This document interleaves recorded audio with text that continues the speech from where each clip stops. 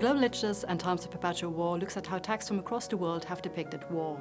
This includes the lead up to war, the war itself, but also its aftermath in different genres, which might include short stories, historical novels, graphic narratives, and speculative fiction. We focus on texts that address the experiences of war from less familiar perspectives and perspectives that are not exclusively focused on European or Western experiences of war. Texts we have studied include Camilla Shamsi's Burnt Shadows, which is a novel that takes 9/11 and the War on Terror as its starting point, but then looks back to see what events led up to this point and to this quite canonical event in the European and Western imaginary. Other texts that we have studied include Marjan Satrapi's graphic narrative, Persepolis, which is a memoir of Satrapi's childhood during the Iranian Revolution in 1979. We've also previously studied Noongar woman Claire G. Coleman's book, The Old Lie, a work of indigenous speculative fiction that centers the experience of First Nations peoples, including during times of war. Students who take this unit are often interested in reading less canonical texts and broadening their horizons.